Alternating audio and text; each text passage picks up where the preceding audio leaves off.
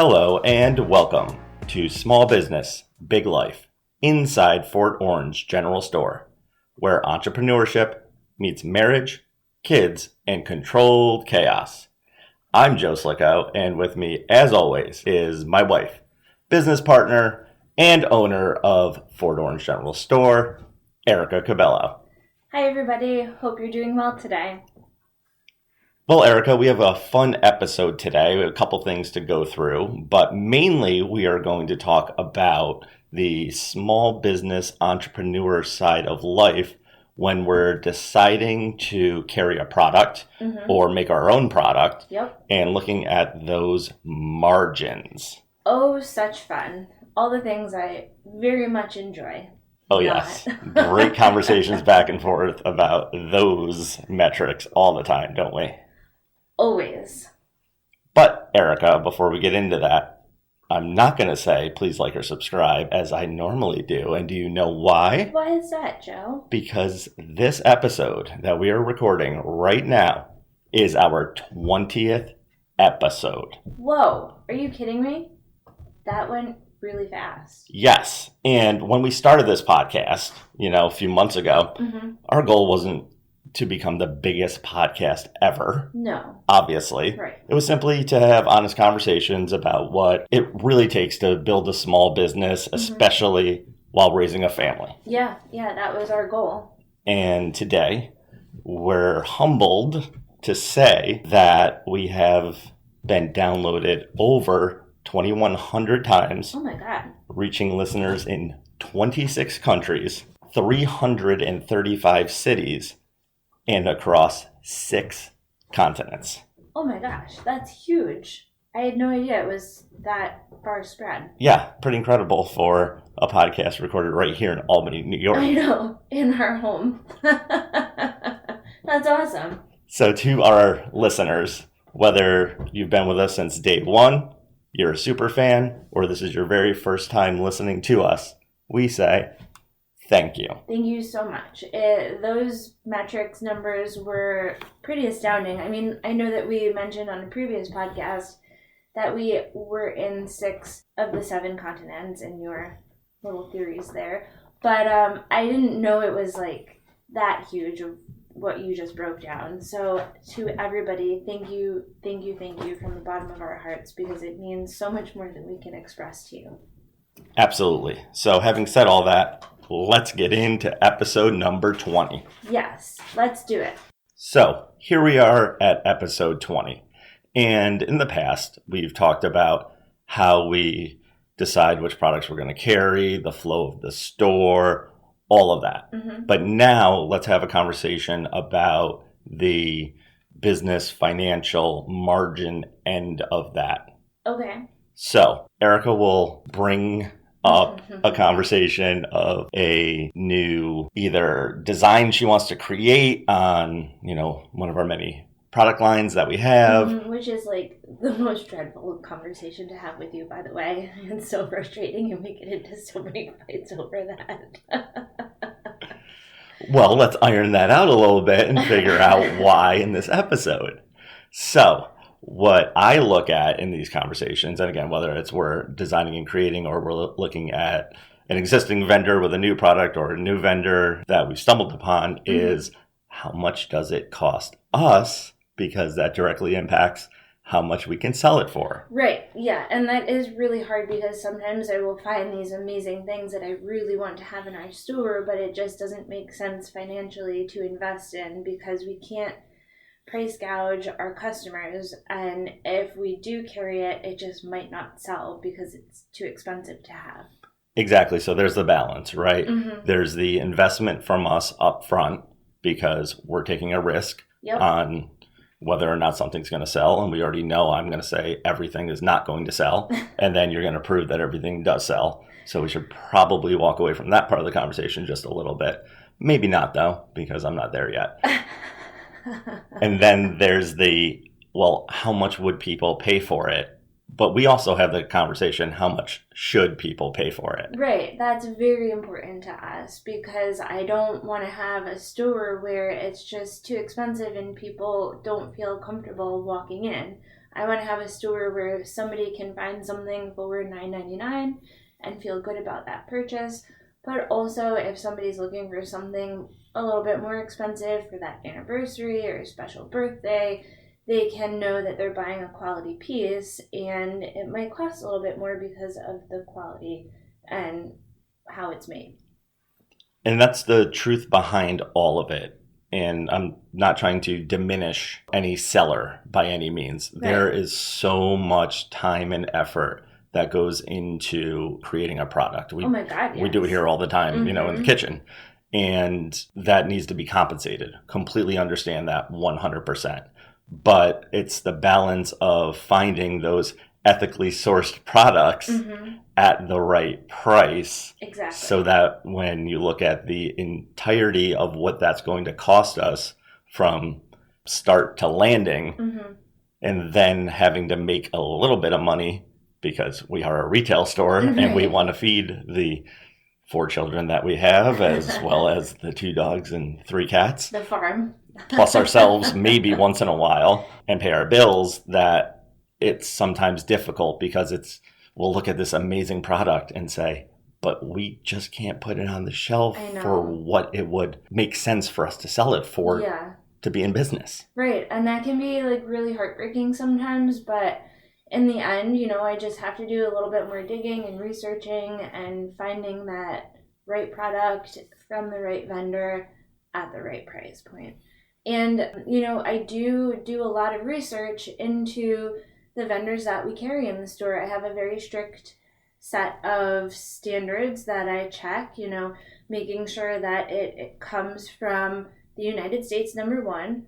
It's a small business, and it is a minority-owned, women-owned, some sort of special interest group. First of all, I always try to buy locally, hyper-locally, that is, like Capital Region, New York State specific. And if I can't find it that way, then I start to look outside of New York State with those guidelines. And number one has to be not on Amazon, because we don't want that big box feel. And what would the point be? Why not just go on Amazon yourself and buy it? It will probably be cheaper. Exactly. It'll show up at your house. There's a beauty to Amazon, but it's just not us. No, it's not. And people seek us out for that reason, because they're finding something special that they can't get anywhere else. So I've learned through my research and putting things on the shelves and conversations with customers that it's very important to our buyers as well to be able to know that they're coming to us to get that very quality special piece. And that's what makes us who we are. And one of the very early conversations that we had when we purchased the store was, what is the actual cost of all of our products, even the ones that already existed, to us? And we learned very quickly that the numbers in our POS system weren't reflective of the total cost. For example, shipping per item, tax, if applicable, per item. All of those little things, if there was a design fee or a setup fee or any of that, was not calculated per item.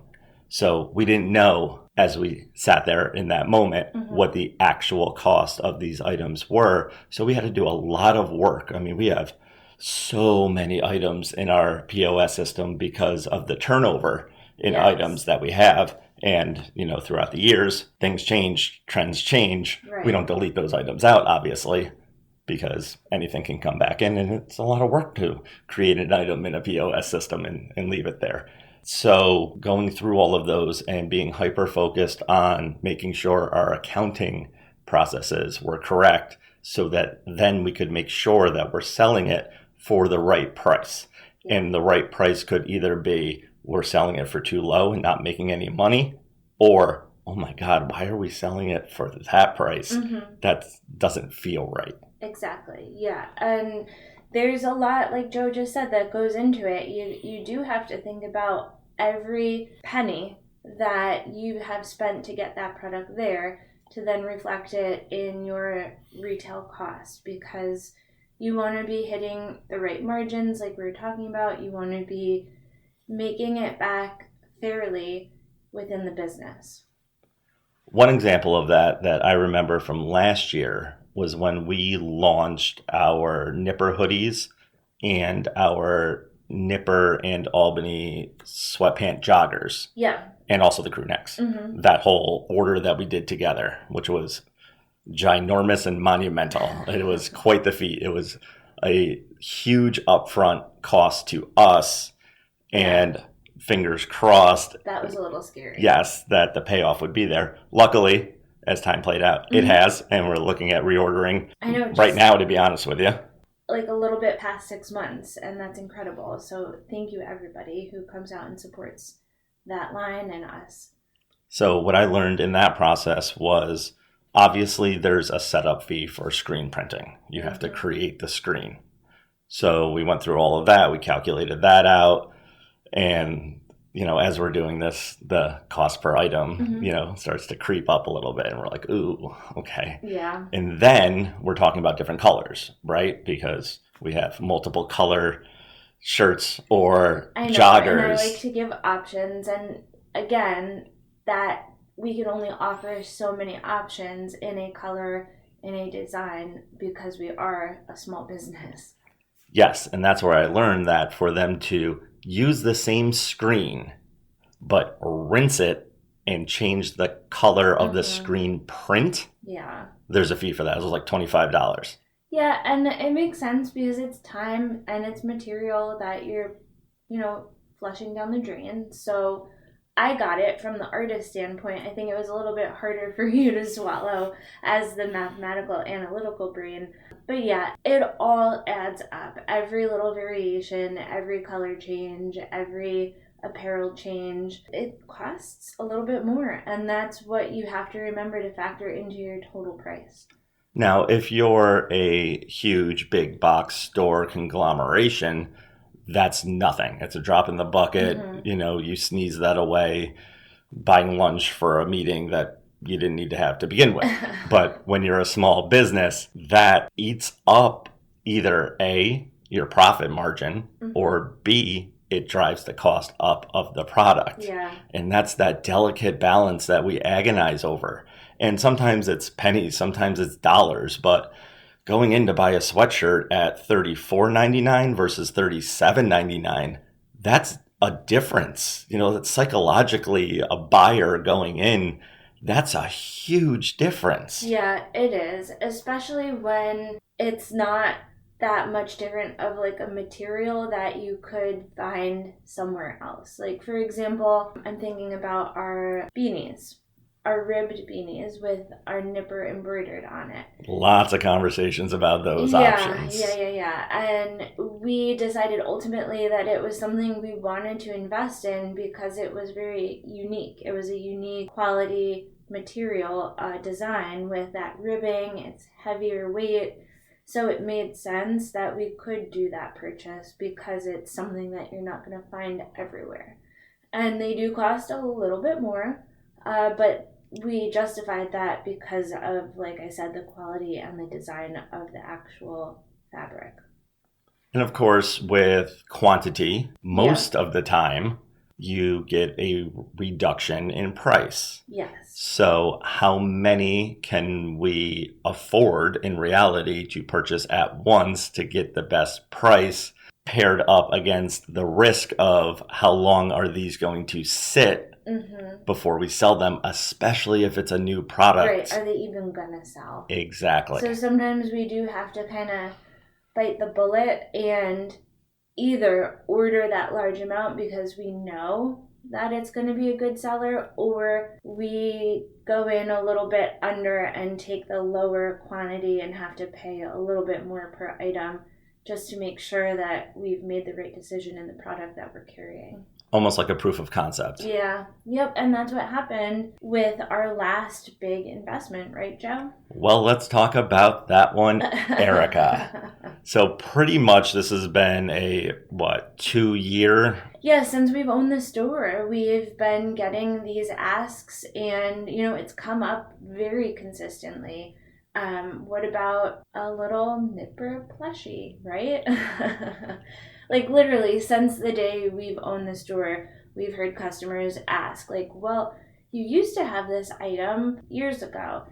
And we've heard this over and over and over. And, it was always something that was on our mind. Like, yes, that would be an amazing item to have in the store because it represents Albany so well. And we wanted to look into it, but it was like, where do we find a manufacturer that's going to make this item at something we can afford? So we initially, very early on, looked at, both the vendors and the vendor showcases that we normally, go to. Mm-hmm. And I was doing online searches as well.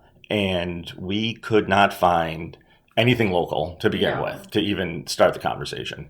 I was even asking our pillow maker if she could do a plush. Yes, and that's she's right here in Delmar because she's an amazing artist. She makes fabulous things that people love to have. But she was like, no, I don't really do that.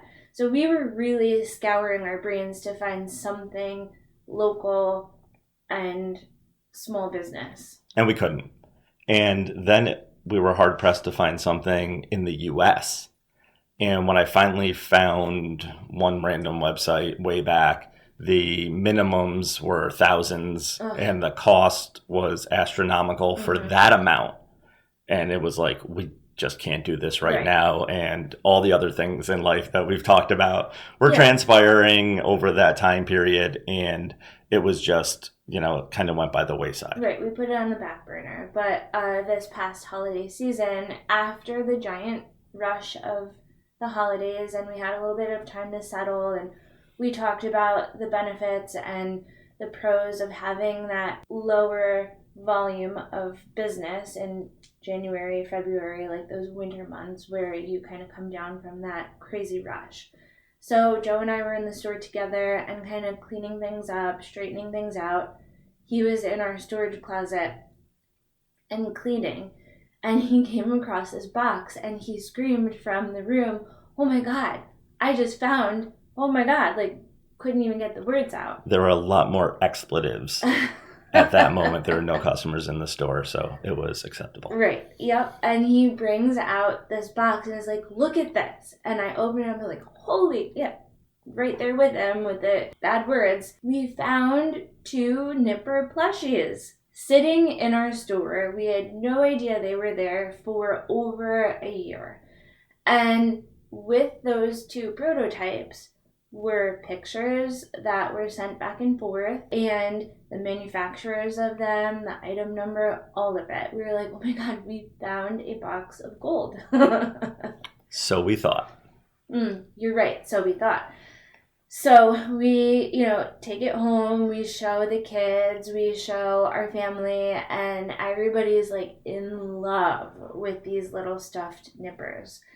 And then we reach out to the company that makes them. There were 2, right? One that did lower quantities, and then one where you had to invest a little bit more to get higher numbers, but you could make a little more in those margins. And the quality was drastically different. It was like a one-off you would buy for your kid where you put your face on it type situation. I'm sure we've all seen those on Instagram.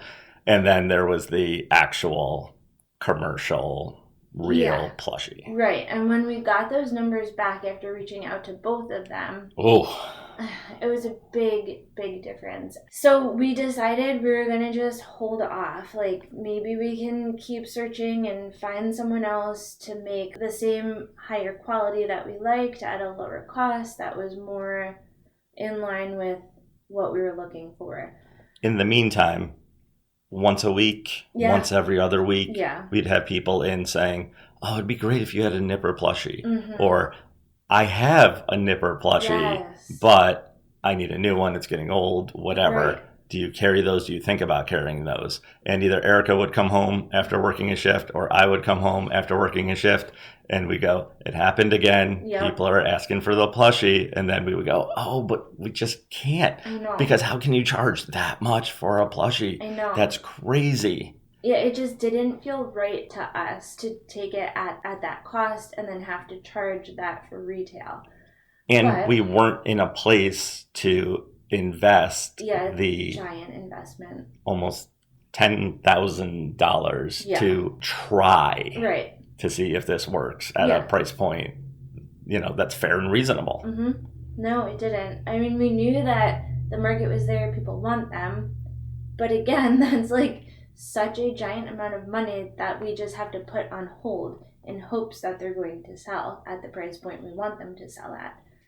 So we hit a breaking point, and we're looking at each other. This was after the Nipper costume. Right. And more feedback, and again, more customers. All the Nipper tattoos, like we just really saw the love. We knew that people loved Nipper, but like after 518 Day and the mascot launch and all of the love, like you were swarmed. We were just like, I don't know, I think we just gotta do it. We both looked at each other and we're like, we're doing this? Yeah, we're doing this. So we found the price point that made the most sense at the time, understanding we weren't making a lot, if much, money on these sales. But it wasn't about that at that point. It was not. We decided because the love for Nipper and our icon of Albany just kind of transcended and made more sense to just have the item than to make our normal margin. One of those things. Right. It was proof of concept. Yeah. And we were able to order 150 of them, which we as a store were that niche that we just talked about. 150? We don't order 150 of anything. No. Because we like to churn through different products. That's what people come for. They'd find something niche that they love. They come back, what's new? They come back, what's new? They come back, what's new? And you have your standards, of course, right, that are always going to be on the shelves because that's why they come to us. But they also come exactly what Joe said. What's new this week? What's new this month? What'd you get in? And that's where you keep having that same customer base, your repeat customers. You're always going to have those one-offs of tourism coming in for the day, whatnot. But then when you have those customers that come back for your staple items, they also want to look through and buy gifts or something for themselves. And that's where you keep your base, right? And the business sense is you get people in for this item and hopefully you can sell other items too. So there's the volume aspect of, okay, we're not making all the money on this product, but we get them in the store. They fall in love with some other things. They pick up other gifts and therefore you're still making more money. Exactly. Business-wise. Right. And I also want to add that where we talked about, we had those two Nipper designs. The one we could have went with a lower cost to us. And lower quality. Exactly. And we decided that was not even worth it because, like Joe said, it looked like something you could get off of Amazon that like turned out really quickly. Like the embroidered Nipper on the collar looked poorly done. Like it was hand done. And not a nice handily done embroidered job. Plus he looked way too stiff and not like a plush. So we wanted to go with the other one that cost a little bit more, met our quality standards, and was like a childlike plush. Like you look at it and it's like, oh my God, that's so cute. It's like a cartoon Nipper, right? So we pulled the trigger. We went back and forth, and the company that we found was absolutely amazing. They were really great. We had revisions along the way. Yeah, they made them. Yes, and from scratch. Yes, exactly. They're being hand done, and they made us a few different samples along the way, and we're like, what do you think about these eyes? What do you think about these feet, this tail? And every time we were able to go back and say, no, the eyes need to be this. No, his nose needs to look like this. And they remade the thing for us until I approved how he looked so he would look just like our Nipper statue in Albany. And this was probably, 3-4 month process? We've been working on this for like 7 months. True, but once we locked in... Oh, yeah. To get it the way we wanted it, yes. It was. Yeah, it was a long time back and forth. And so we pull the trigger, we do it, we get 150. Right. They landed a little over 2 weeks ago. And Erica decided on social media to do a unboxing pre-launch type like campaign. A teaser. Yeah. Like, because we were just so excited that they actually were here.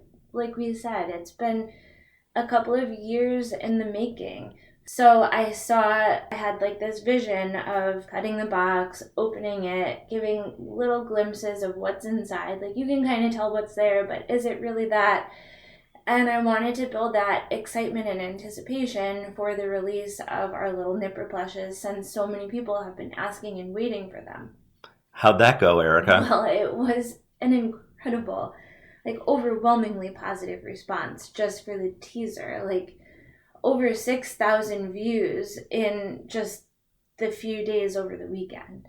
And then you launched the actual Instagram post where, we rolled it out. Right. And how did that one go? That was, like, mind-blowing. I mean, within just a couple of hours, we were almost at, like, 10,000 views. And Joe and I couldn't believe the response that we were getting. The comments, the shares, the reposts, like, oh my God. So over the week of it being launched and out there, we were at over 40,000 views, like 600 likes, multiple shares, reposts. Like I said, the comments just kept rolling in, like, how can I get this? People tagging other people. I know viral is like hundreds of thousands of views, maybe even millions, but to us and our small little business here in Albany, it felt very viral. So how does that transcend to sales? So we had 150. Right. And doing the math, once we had about 55 left, that's when we broke even. Okay. So it was quite the investment. And to date, as we sit here right now, we have 14 left. That's incredible. 2 weeks. Not even 2 weeks. 14 left. I know. And the funny thing, and this is my pessimistic side coming in, and surprisingly, Joe was very optimistic in his response. When I opened the box, when they arrived at our home, and I took one out, I was like, Joe, what if we sell out of these? What happens when we, like, get down to 10? What do we do then? I feel like these are gonna go in like a week because they're so cute. And although it's a little bit optimistic, but also like the pessimism, like, what do we do? How do we make this decision again when they're gone? How do we know how many more to buy? Like, that anxiety, that fear of the investment. And again, how do you know? But like, they pretty much sold out in less than 2 weeks. We're at that point right now where it's like the beginning of August. We haven't even hit the holiday season yet. What do we do? And there was a lot in that conversation, because the first thing was, hey, Erica, let's slow down. Let's sell one of them and see what happens. And not jump the gun. Right. The second part was, once we did start selling them, let's look at the numbers across. The second part was, let's look at the pricing across the different tiers that they sent us to determine exactly how many we would want to purchase in the next run. Right. Because, whatever the lowest amount was, I can't remember. Then it was 150, then it was 550, and then it was 1,000. And running the numbers on them, if you remember, I did it right on the little printout and everything. The margins drastically jumped in our favor between the 150 that we bought and the 550 tier. Yeah, it was like 300 and then 550, I remember. Gotcha. Yeah. And then that was the sweet spot. Yes, because the next tier, up to 1,000, which is where you think you would get the best bang for your buck, the difference in margin there was much smaller. Yeah, that was wild to see. So all of you that are going to Costco, that is opening this week in Albany, New York, make sure you're pricing things out. Just because it's at a wholesale store and you're getting quantity, bulk, you have to do the math and the numbers. Back in the day, I was a member of one of those, not Costco, and every week I would price out the items at the wholesale club versus the items at all the different supermarkets around, as well as Amazon, along with sales, factoring in that cost for the wholesale club. And there were certain items, yes, I would buy at the wholesale club, but not the majority of them. So make sure you're doing your due diligence with your math. Anyway, PSA over. So I do that, and we find out that the 550 is the sweet spot. Yes. So we reached out a couple days ago, and we're pulling the trigger on that one, because you think, wow, 150. Well, that's 150 customers that you've already hit. False. So many people bought 2, 3, 4 at a time. That was crazy. It is not 150 customers at all. No. And of course, we have 14 left. So we know that there's more coming. Definitely, especially for the Christmas season. Like, all the kids that are going to want it. And it's not even solely kids. Like, it's a lot of nostalgia with older generations just wanting a piece of Albany. And we've done more online sales in the last week and a half than Christmas season. Think we have outside of Christmas season. He's been an incredible awakening to our store. People are just seeing us and coming in and saying, oh my God, we saw you on social media. We had to come down and see this cute little store. Nipper brought us in.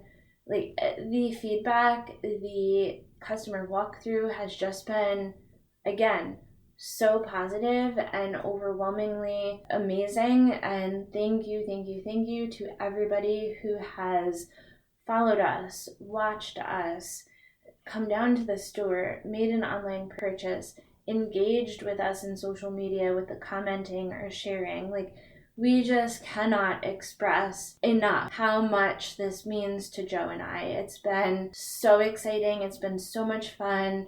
We've just seen an overwhelming amount of love for Albany. Hearing all the stories, Joe, that people have told, like personal, very personal stories that people are sharing on social media with us.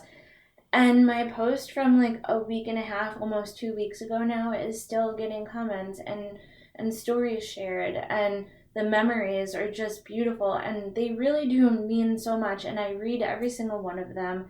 And I've responded to every single one of them.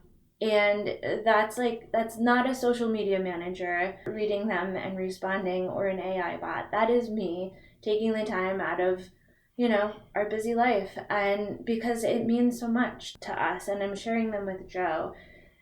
And I'm getting a little bit emotional right now in a very, very good way, because Albany is my home. Albany is my love. I love this city with all my heart.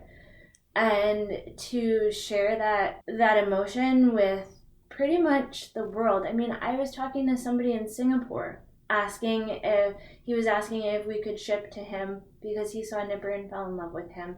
I'm talking to people across the country in California, like just the memories they have of Nipper and their childhood, their parents. I'm getting goosebumps right now because it's so beautiful. It is. It's an emotional response to a beautiful little plush that has really touched our lives and many people's lives in so many ways. And it's just awesome. So again, back to the entrepreneurs out there, you can take a risk on a product. You can take a risk on an idea and watch it unfold to prove it, because you never know how that emotion is going to really feed into what you're doing as a business owner. So take the risk, try things, understand that everything doesn't have to be the be-all, end-all right up front. And I think Nipper is, the Nipper Plush is living proof of that. Prove the concept, eat the margins, and then once it's proven, you can make it a long-term, sustainable type item. Yeah, go with your gut, go with your inner knowing. Make a financially smart decision for your business. Like, don't go all in because you're going to get the best bang for your buck. Make an educated decision, like Joe just said, proof of concept, to make sure it's going to work for you, because you can always reinvest in more when you know that it's going to work. Well said. Well, I think that ran the gamut of emotions and practicality. Yeah, I think so. So what do you say we wrap it up, Erica? I think that's a great idea, Joe. And, thank you again to everybody who is following our store, our stories, our crazy ideas, and supporting us from near and far. I'm getting really emotional because this last week and a half has just been so incredible. And thank you all for supporting our ridiculous, crazy love for our city. And we hear you, we see you, and we love you, and thank you for everything you have done for us in this past week and a half. And as always, thank you for listening to this amazing podcast, getting us to 20 episodes today, which is awesome. Yeah, thank you, everybody. And we look forward to sharing even more stories in the future with you on Small Business, Big Life. Inside Port Orange General Store.